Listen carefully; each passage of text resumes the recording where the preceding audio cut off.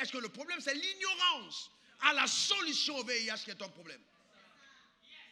Donc en fait, la pauvreté n'est pas un problème, mais c'est l'ignorance aux lois qui te libère de son emprise qui est ton problème. Et par cet enseignement, je veux briser les forteresses qui t'ont empêché pendant longtemps d'y accéder au nom suprême de Jésus. Donne-moi le meilleur de tes amens. Que quelqu'un dise, je déteste l'ignorance. Dis-le encore. Encore. Et vous voyez, s'il y a quelque chose auquel on est vraiment exposé dans notre société, pour ceux qui m'écoutent dans la zone Afrique, c'est l'exposition à l'ignorance. Nous devons aimer la connaissance.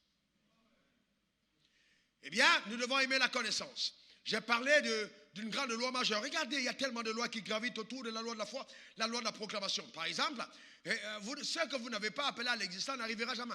Le monde a été créé par les déclarations de la parole. Dieu dit que la lumière soit et la lumière fut. Donc il a proclamé. Mais vous savez que la foi, c'est croire et parler. Donc quand on parle de foi, il y a plusieurs lois derrière. Il y a la loi de la proclamation. Il y a aussi la loi de l'affirmation, qui est différente de la proclamation. La proclamation est générale. Je déclare par les meurtrissures de Christ, j'ai été guéri. Parfait. Mais la loi de l'affirmation est spécifique. Pendant que tu es en train de prier, Dieu dit, révérend Déné, tu es un milliardaire. Maintenant, qu'est-ce que tu dois faire? Tu dois te lever et affirmer ce que Dieu a dit. Parce que tant que tu n'affirmes pas dans le monde ce que Dieu te dit dans le secret, cela n'arrive pas.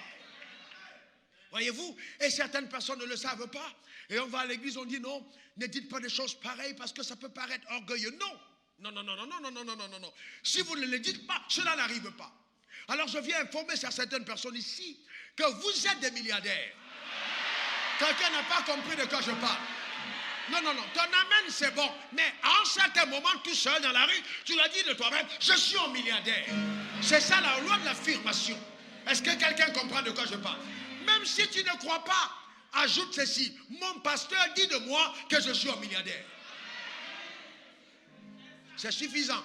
C'est ce qu'on appelle la loi de l'affirmation. Ce que tu n'affirmes pas à ton propre sujet n'arrivera jamais. Et c'est ainsi qu'on a vu beaucoup de personnes détruire leur destinée par une présomption d'humilité qui en fait est de l'orgueil déguisé. Que dis-tu de toi-même? Il ne faut jamais oublier que ce que tu dis de toi, c'est exactement ce qui arrivera. Amen. C'est très important. Il y a la loi de l'affirmation. On a la loi de l'attraction. Parce que quand vous commencez à dire ce que vous êtes, alors la nature tout entière commence à être attirée par vos déclarations. Est-ce que quelqu'un comprend? Et vous savez, et les gens sont là, oui, ils ont besoin d'aller dans les sectes pour apprendre ces choses. C'est dans la Bible. Le diable n'a fait que contrefaire les lois divines. Il n'a rien créé. Mais il est temps que l'Église se rapproprie les lois et marche dans la parfaite domination. Je déclare sur ta vie que tel est ton partage au nom suprême de Jésus. Donne-moi un autre amen. Voyez-vous, la loi de la pensée, par exemple. Bon, ils ont ajouté positive. Mais nous sommes appelés à penser pur, à penser positif. Telle en pense, telle elle est. Et comment est-ce qu'on peut conditionner ces pensées? Par les choses que nous regardons. C'est appelé la loi de la visualisation. C'est une loi. On expose les animaux devant l'eau et puis quand il y a des branches dans l'eau, quand ils se multiplient, ils deviennent rayés. Ça a un impact sur eux. Pourquoi? À cause de là où ils boivent. Et beaucoup de croyants n'ont pas compris que leur problème, souvent, ce n'est pas le diable, mais c'est l'eau qui les fait boire. Quand tu arrives dans une église, ce qui est dans l'eau détermine ton pélage. Non, non, non, sérieusement, ce qui est dans l'eau détermine ton pélage. La qualité de pélage de brebis est déterminée par la qualité de l'autel.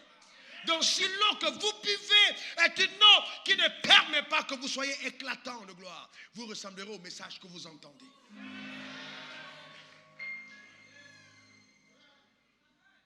Et certaines personnes ne le comprennent pas et ils partent à l'église parce que le pasteur est de leur village. Qu'est-ce qu'on a à foutre? Est-ce que quelqu'un comprend de quoi je parle? Parce qu'il parle mon dialecte, qu'est-ce qu'on est à y voir? Sortez de la petitesse de pensée. et exposez vos vies à des anges qui peuvent permettre à votre destinée de ressembler au pelage que Dieu t'a réservé. Je vois quelqu'un porter un manteau multicolore. Je vois quelqu'un revêtir une tunique en plusieurs couleurs. Au nom suprême de Jésus. Quelqu'un me donne le meilleur de son amen. Vous savez, je vais vous dire une chose que beaucoup d'entre vous ne savent pas. Je ne suis pas un pasteur ordinaire. Non. Je ne suis pas un pasteur ordinaire. Moi, je ne suis pas un pasteur ordinaire. Je ne suis pas un pasteur ordinaire. Donc, vous me regardez comme un pasteur ordinaire, vous passez à côté de l'extraordinaire que j'incarne. Ce n'est pas une affaire de t'amener simplement à l'église. Non, ce n'est pas de ça qu'il s'agit. Non, sinon, il y a plusieurs églises. Est-ce que quelqu'un comprend? Je ne suis pas un pasteur ordinaire. Amen. Nous sommes en train de vivre l'histoire. Nous sommes en train de vivre l'histoire. Nous sommes en train, comme c'était du temps d'Abraham, nous sommes en train de vivre quelque chose d'exceptionnel. Comme c'était du temps de Jésus. Le temps de Jésus, il y avait plusieurs églises, mais tout le monde n'était pas avec Jésus.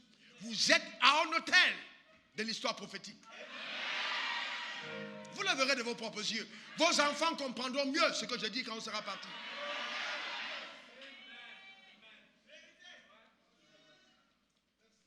Donc il y a plusieurs lois qui gravitent autour. Il y a la loi de la sagesse, par exemple. Vous ne pouvez pas opérer par la foi quand vous ne comprenez pas la loi de la sagesse. Il y a par exemple la loi de la sémence. La loi de la sagesse, c'est quoi? La sagesse, c'est l'ensemble de voies qui nous... La sagesse, ce sont l'ensemble de voies qui empruntent l'action de Dieu. Donc ça veut dire que vous ne pouvez pas parler de foi sans sagesse. Et la sagesse, d'accord, quand vous la mettez en application, elle vous garantit la prééminence. Elle vous garantit la suprématie. Elle vous garantit d'être en position élevée et d'avoir une vie abondante. C'est ça la sagesse. On a le bonheur quand on a la sagesse. Mais tout ça, ça gravite autour de la loi de la foi. Il y a la loi de la sémence, parce que la foi t'amène à donner. C'est une loi qui gravite derrière. Il y a la loi de l'attente, parce que souvent, si tu crois, tu verras. Je crois au présent, je vois au futur. Toutes ces lois sont contenues dans la loi de la foi. Il y a la loi de l'action. D'accord? La loi de l'action, c'est-à-dire quoi? Je crois et c'est pour ça que j'agis. On verra ça plus tard. La loi du choix. La foi sélectionne ce qu'on veut, qu'il te soit fait selon ta foi. Donc, ce qui t'arrive, c'est la conséquence de tes choix. Il y a la loi de l'intégrité. Quand on a cru en Dieu, on n'a plus besoin de se corrompre ou de corrompre. Il y a la loi de la créativité, la loi du travail, de l'innovation, de l'initiative, les lois de connexion, parce que la voix va te mettre en contact avec des personnes de qualité, d'où le cher voisin. Est-ce que quelqu'un comprend de quoi je parle? D'où le cher voisin. Il y a des gens, quand tu les rencontres, ton avenir est assuré. Ton amen m'embête. Ton avenir est assuré. Amen. Parce que la connexion permet le transfert. Reçois-le maintenant au nom suprême de Jésus. Ça, ce n'est pour citer, ce n'est que pour citer cela. Hein. Il y a plusieurs lois, mais je ne cite que ceci que vous venez d'entendre. Alors, vous voyez, pour nous qui sommes enfants de Dieu, nous devons comprendre que même si nous mettons en application les lois comme les païens, nos résultats ne sont pas les mêmes. C'est-à-dire quoi? Le fait que nous ayons confiance en Dieu et que nous avons la foi en sa personne doit améliorer nos résultats. C'est-à-dire tu auras, avec comme ton voisin, 5 sacs de riz que tu iras mettre, de semences de riz que tu iras mettre dans ton champ.